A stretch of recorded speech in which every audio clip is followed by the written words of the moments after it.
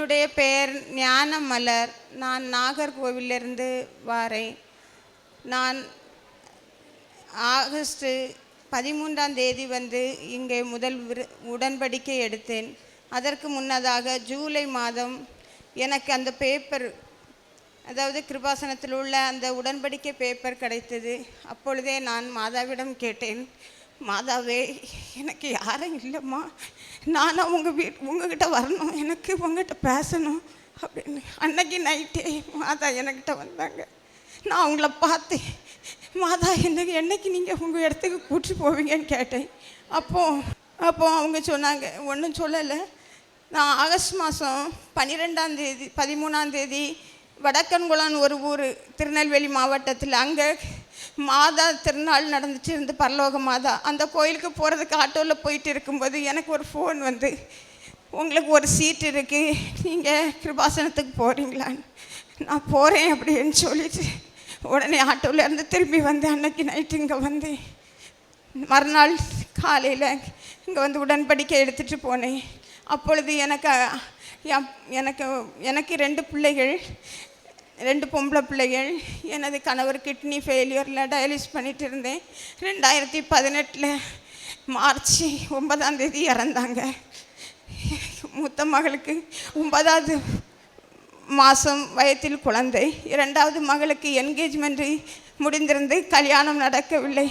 அப்பொழுது எனக்கு ஒரு இடம் இருந்து அழகப்பபுரம் என்ற ஒரு இடத்துல 2 சென்ட் மெயின் ரோட்டில், அதை விற்று நான் கல்யாணத்தை எடுப்பேன்னு பேசி அவங்ககிட்ட பேசியிருந்தேன். ஆனால் எனக்கு அதை விற்க முடியல. அதுக்கப்புறம் என் புருஷன் இறந்ததுக்கப்புறம் மார்ச் மாதம் அந்த இடத்த விற்க முடியாமல் எனக்கு ஒரு வீடு இருந்து அதை விற்று நான் 2வது மகளையும் கல்யாணம் பண்ணி கொடுத்ததுக்கப்புறம் என் வீட்டுக்காரங்க ஒரு கேபிள் டிவி வச்சுருந்தாங்க.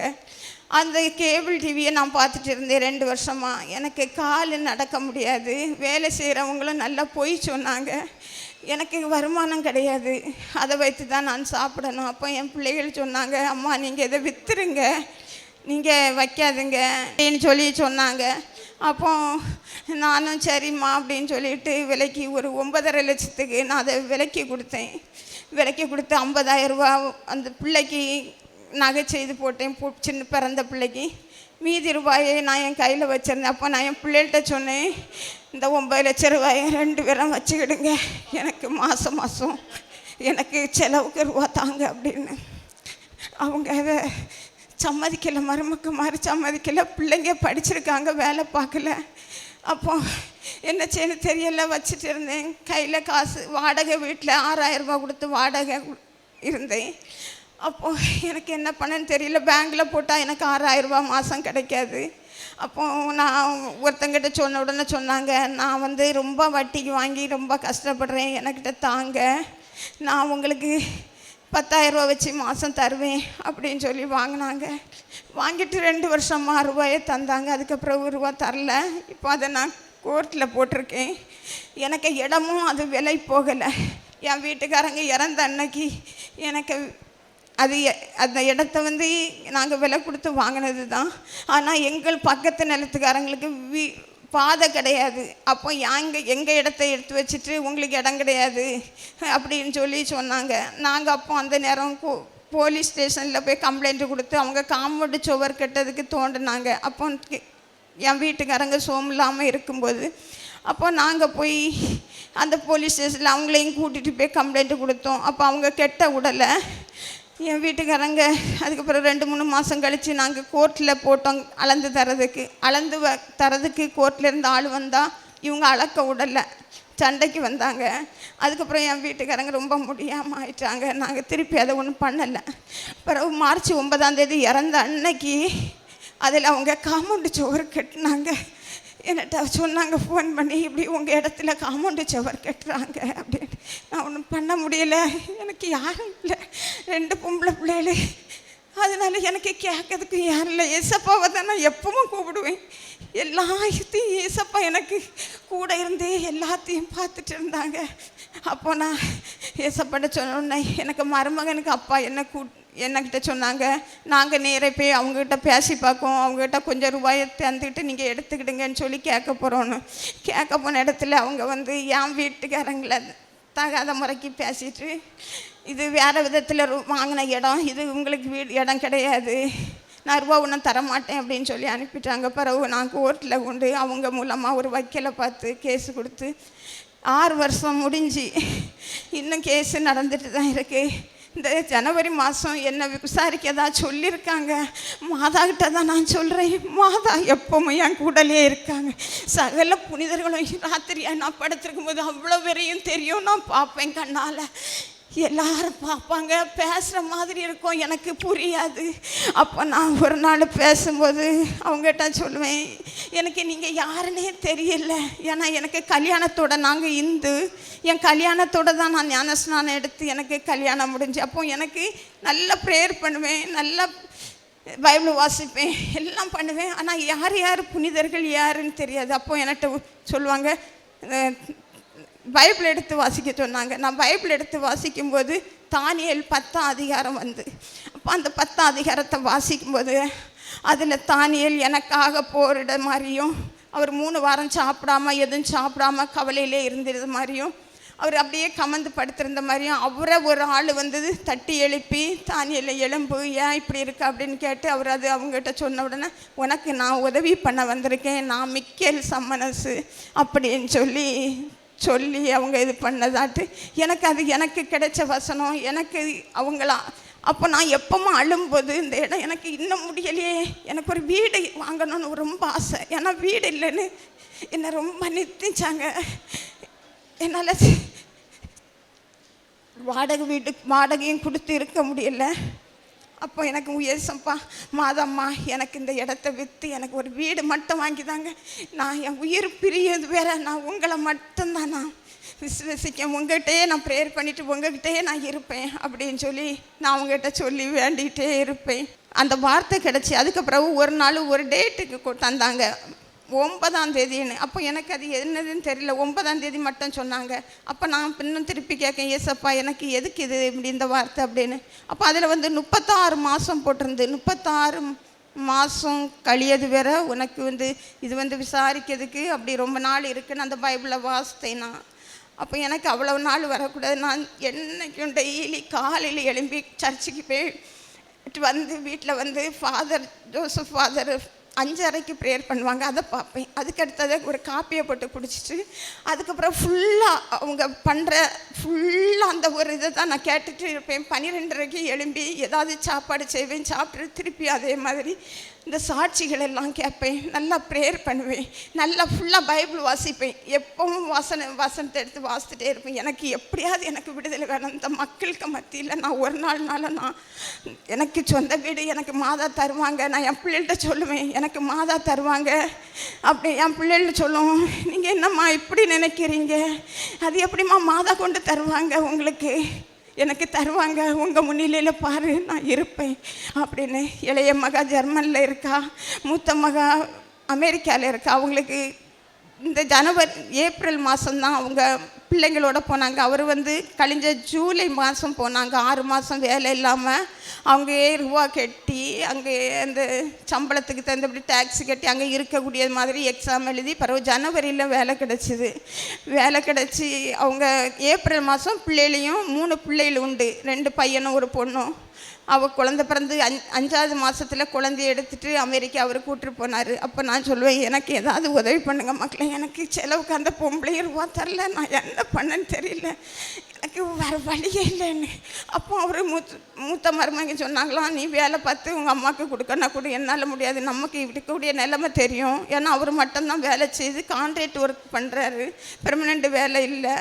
அப்போ அதை வச்சு நம்ம இதை தான் பார்க்க முடியும், அதே எவ்வளோ கடன் வாங்கி வச்சுருக்கேன்னு தெரியும் அப்படின்னு. நான் அவங்களுக்கு நிறைய நகை போட்டு டவுரி போட்டு தான் கல்யாணம் பண்ணி கொடுத்தேன். ஆனால் அவங்க அவ்வளவு பேங்கில் வச்சு லோனுக்கு மேலே லோன் எடுத்து இப்போ 1 கோடி ரூபாய்க்கிட்ட அவங்களுக்கு கடன் இருக்குது. ஆனால் அவங்ககிட்ட கேட்க முடியாது. எனக்கு என் பிள்ளைகளை விட்டால் எனக்கு வெளியே கேட்க முடியாது. யார்கிட்ட கேட்டாலும் 2 பிள்ளைகளும் வெளிநாட்டில் இருக்குது, உங்களுக்கு ஒன்றும் செய்ய மாட்டாங்களான்னு கேட்பாங்க. இளைய மக ஒரு தடவை 6000 ரூபா அனுப்பி தந்தா, அதை வாடகை கொடுத்தேன். அதுக்கு அடுத்தது 10,000 ரூபா இப்போ ஒரு 2 மாதத்துக்கு முன்னாடி அனுப்பி தந்தா. எனக்கு ஒரு என் வீட்டுக்காரங்களுக்கு அண்ணன் ஒருத்தங்க இறந்தாங்கன்னு ஒரு 3000 ரூபா அனுப்பி தந்தா, அவங்களுக்கு எல்லாம் பண்ணுங்கம்மா அப்படின்னு. அப்போ எனக்கு ஒரே எண்ணம் மாதாகிட்ட, மாதாவே எனக்கு அந்த இடத்தை விற்று எனக்கு அந்த ரூபாயை வச்சு எனக்கு ஒரு வீடு கட்டி தாங்க மாதாவேன்னு கேட்டிருக்கேன்.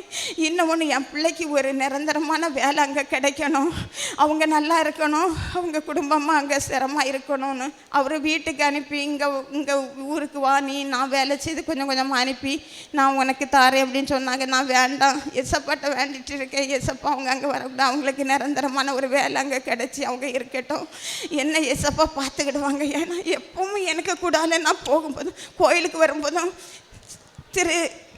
சிலுவை இருக்கிறதுக்கு மேலே இருப்பாங்க எனக்கு தூதர்கள். அதே மாதிரி நான் வீட்டுக்கு வரும்போதும் வந்து நான் வாசல் திறக்கும் போதும் அவங்கள தான் பார்ப்பேன். சவரியார் திருநாள் அன்னைக்கு மஞ்சள் கலர் ட்ரெஸ் போட்டுட்டு அப்படியே வந்து என்கிட்ட அப்படியே நின்னாங்கப்பா. யாருன்னு தெரியாது எனக்கு. நான் அப்போ ஜோசப் ஃபாதர்கிட்ட நான் பேசி அவங்ககிட்ட யாருன்னு எனக்கு கேட்கணும், யாருன்னு தெரியாது ஃபாதர் அப்படின்னு சொல்லி மனசுக்குள்ளே நினச்சிருந்தேன்.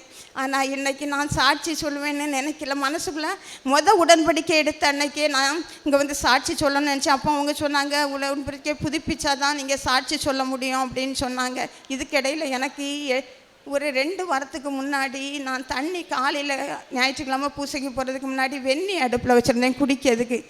இந்த புதுமை உப்பு போட்டு வெந்நி டெய்லி குடிப்பேன், அதுதான் குடிப்பேன். அது குடிக்கும்போது தண்ணி டக்குன்னு இதில் நெஞ்சில் பட்டு நான் நைட்டி போடுறேன், எப்படி பிடிச்சி இழுத்தேன், பிஞ்சிட்டு பொள்ளிட்டு உடனே. அப்போ மாதா இங்கே உள்ள புதுமை எண்ணெயை தான் நான் போட்டேன். மாதாவே நீங்கள் வந்து எனக்கு சுகந்தாங்க, நான் டெய்லி கோயிலுக்கு போகணும், ஏசப்பாவை பார்க்கணும், ஏசப்பா நான் என்னைக்கு வாங்கணும் அப்படின்னு கேட்டேன். மாதா அப்படி இந்த இதில் படகுல வந்தது மாதிரி வந்து எனக்கு நெஞ்சில் கை வச்சாங்க. எனக்கு 1 வாரத்துக்குள்ளே எனக்கு அந்த புண்ணு அப்படியே மாறி சிகப்பாரி ஆகிட்டு. ஆனால் நான் வீட்டில் இருக்கும்போது அடிக்கடி புதுமை எண்ணெய் மட்டும் போட்டுட்டு இருந்தேன். ஏசப்பா அப்படி அற்புதம் செய்கிறாங்க என்ன. அனுதினமும் எனக்கு எந்த ஒரு பட்னி இல்லாமல் என்ன வழி நடத்துகிறாங்க. எனக்கு எந்த ஒரு குறையும் இல்லை. மாதாவுக்கும் ஆண்டவருக்கும் கோடான கோடி நன்றி. இளைய மகளுக்காகவும், இளைய மகள் அவள் ஆசை நிறைவேறும்படியாகவும் அவளுக்காகவும், இன்னும் ஒன்று, என்னுடைய கணவரின் சகோதரிக்கு ஒரு நோய் நடக்க முடியாது, அது வெண்குஷ்டம் இல்லை, இன்னொன்று சோரியாஸ் மாதிரி. அப்போ அவங்க என்கிட்ட சொன்னாங்க, எனக்கு நடக்க முடியாது, நல்லா அழுதாங்க. நான் அவங்கள பார்க்க போகும்போது அப்போ நான் வந்து போய் பார்த்துட்டு சொன்னேன், அண்ணி நான் போய் ஜெபம் பண்ணி உங்களுக்கு நான் சுகம் வாங்கி தரேன் அப்படின்னு. அப்போ அவங்களுக்கு நான் பேர் பண்ணேன், உடன்படிக்கையிலே அவங்க பேரை எழுதி அவங்களுக்கு சுகம் ஆகணும் அப்படின்னு. ஆனால் அவங்க இப்போ நல்லா இருக்காங்க, நல்லா சுகம் கிடச்சிருக்கு, ஏசப்பா அற்புதம் செய்திருக்காங்க. அப்படி இன்னும் ஒன்று, என் சகோதரங்களுக்காக வேண்டினேன். அப்புறம் வேலைக்கு போக மாட்டார் சகோதரிக்கு புருஷன், ஒழுங்காக வேலைக்கு போக மாட்டாங்க, வீட்டிலே தான் இருப்பாங்க. ஆனால் சண்டை போடுவாங்க நல்லா. அப்போ நான் மாதாட்ட வேண்டினேன், மாதாவே அவங்க டெய்லி வேலைக்கு போகணும், அவங்க சமாதானமாக இருக்கணும், குடும்பத்தில் பிள்ளைகள் 2 பிள்ளைங்க இருக்காங்க, அவங்கள வழி நடத்தணும் அப்படின்னு சொல்லிட்டு வேண்டினேன். இப்போ ஒழுங்காக வேலைக்கு போகிறாங்க. ஏசப்பாவுக்கு கோடான கோடி நன்றி. இன்னும் நான் வந்து இங்கே கிருபாசனத்தில் உள்ள பத்திரத்தை வாங்கி அங்கே என்னுடைய பக்கத்தில் எனக்கு வந்து நாகர்கோவில் அசிசி சர்ச்சுன்னு இருக்குது, அங்கே தான் எனக்கு பங்கு. ஆனால் நான் வந்து பக்கத்தில் டெய்லி பூசைக்கு புதுக்குடி இருப்புன்னு ஒரு இடத்துல போவேன், ஆரோக்கியநாதர்கிட்ட. அப்போ அவங்க அந்த கோயிலில் போய் பத்திரத்தை கொடுத்து அவங்கக்கிட்ட எல்லாத்தையும் சொன்னேன், இப்படி ரொம்ப அற்புதம் நடக்கு, நீங்கள் போங்க வாங்க அப்படின்னு. அவங்க வருவேன்னு சொல்லியிருக்காங்க. நான் கூட்டிகிட்டு வந்து அவங்களுக்கு என்ன மாதிரி ஏசப்பா பல அற்புதங்களையும் அவங்க காண ஆண்டவர் உதவி செய்வார். இன்னும் நான் இந்த தெருவில் வேலை செய்கிறவர்கள் குப்பையில் வருவாங்க, அவங்களுக்கெல்லாம் சோறு பொங்கி என்னால் முடிந்த அளவு குழம்பு வச்சு சாப்பாடு வீட்டில் வச்சு இலை வாங்கி சாப்பாடு போட்டு அவங்களுக்கு சாப்பாடு கொடுப்பேன். அப்புறம் சில நாட்கள் காலையில் இட்லியை வச்சு சாம்பார் வச்சு அப்படி வச்சு கொடுப்பேன். அப்படி கொடுப்பேன். வயசானவங்களை போய் பார்ப்பேன், பார்த்து ஜோம் பண்ணிக்கிட்டு வருவேன், அவங்களுக்கு தேவையானதை வாங்கி கொடுப்பேன். அப்படி என்னால் முடிஞ்சதை நான் செய்து வருகிறேன். என்னை சாட்சியாக நிறைத்த அன்பு இயேசுவுக்கும் அன்பு தாய்க்கும் கோடான கோடி நன்றி. பரிசுத்தமைக்கு இருக்குமாறனும் 1000 நன்றி உரையாம். எசப்பா நீ பேசப்பா, நான் பேசப்பா. നമ്മൾ ഹൃദയത്തിൻ്റെ ഈശോയും പരിശുദ്ധ അമ്മയുമായിട്ടുള്ള നമ്മുടെ ഹൃദയത്തിൻ്റെ സംഭാഷണമാണല്ലോ വലിയൊരു പ്രാർത്ഥന എന്ന് പറയുന്നത്. ഈ അമ്മ നാഗർകോവിൽ നിന്നാണ് വരുന്നത് 2 മക്കളുടെ വിവാഹകാര്യ സംബന്ധമായിട്ടാണ്. ഇവിടെ വന്ന് ഉടമ്പടി എടുത്ത് പ്രാർത്ഥിച്ചതിന് ശേഷമാണ് എല്ലാ തടസ്സങ്ങളും മാറ്റി ആ വിവാഹത്തിൻ്റെ കാര്യങ്ങൾ പരിശുദ്ധമ്മ ക്രമീകരിക്കുന്നത്. അതോടൊപ്പം ഒരു ഭവന സംബന്ധമായിട്ടുള്ള കാര്യത്തിന് വേണ്ടി പരിശുദ്ധമ്മയോട് പ്രാർത്ഥിച്ചു. അതും പരിശുദ്ധമ്മ ഏറ്റവും സന്തോഷത്തോടു കൂടെ നിറവേറ്റി കൊടുത്തു. പിന്നെ നെഞ്ചുവേദന ഉണ്ടായ സമയത്ത് ഭയങ്കരമായിട്ട് ഇങ്ങനെ കുത്തിവേദന എടുക്കുന്ന സമയത്ത് പരിശുദ്ധമ്മയോട് പ്രാർത്ഥിക്കുമ്പോൾ അമ്മയുടെ രൂപം ഇങ്ങനെ പ്രത്യക്ഷപ്പെട്ടു വന്നിട്ട് അമ്മ ഇങ്ങനെ തൊട്ട് അത് പൂർണ്ണമായിട്ടും സുഖപ്പെടുത്തിയത്. എന്നിട്ട് പറയുകയാണ്, ഞാൻ ഇവിടെ ഉടമ്പടി പ്രാർത്ഥന, അതായത് ഇവിടുത്തെ പത്രം പ്രേക്ഷിത പ്രവർത്തനമായിട്ട് കൈ കിട്ടിയതിന് ശേഷമാണ് കൃപാസനത്തെക്കുറിച്ച് അറിയുന്നത്. അതിനുശേഷം പറയുന്നത്, ഞാൻ നടന്നാലും ഇരുന്നാലും ജോലി ചെയ്താലും അച്ഛൻ്റെ ഉടമ്പടി ആരാധനകളും സാക്ഷ്യങ്ങളുമാണ് സ്ഥിരമായിട്ട് കണ്ടുകൊണ്ടിരിക്കുന്നത്. അതല്ലാതെ മറ്റൊന്നും ഞാൻ ചെയ്യുകയില്ല. നമ്മൾ പൂർണ്ണമായിട്ടും പരിശുദ്ധമ്മയിൽ അധിഷ്ഠിതമായിട്ടൊരു ജീവിതം നയിക്കുമ്പോൾ പരിശുദ്ധമ്മ അത് പൂർണ്ണമായിട്ടും എടുത്തു മാറ്റുകയാണ്. കൂടെ ഉണ്ടായിരുന്നൊരു സഹോദരിയുടെ വെരിക്കോസ് വെയിൻ പൂർണ്ണമായിട്ടും പരിശുദ്ധമ്മ എടുത്തു മാറ്റുന്നു വിശ്വാസത്താൽ പ്രാർത്ഥിക്കുമ്പോൾ. അപ്പോൾ നമ്മൾ മറ്റു ഭാഷകളിൽ നിന്നും ഇവിടെ സാക്ഷ്യങ്ങളുണ്ടാകുമ്പോൾ ഓർത്തുകൊള്ളുക, കാലങ്ങൾ അപ്പുറം, അതായത് പരിശുദ്ധമ്മയ്ക്ക് എവിടെ വേണേലും സഞ്ചരിക്കാം, എങ്ങനെ സഞ്ചരിക്കാം, ഏത് മുഖേനെ സഞ്ചരിക്കാം. അതാണ് സഞ്ചാരി മാതാവെന്ന് നമ്മൾ കൃപാസന മാതാവിനെ വിളിക്കുന്നത്. എത്ര കാതങ്ങൾ വേണമെങ്കിലും ദൂരം പോയി സഞ്ചരിച്ച് സമയപരിധിയൊന്നും ഇല്ലാതെ പെട്ടെന്നുള്ള സമയത്തിൽ കാര്യങ്ങൾ ചെയ്തു കൊടുക്കും പരിശുദ്ധമ്മ.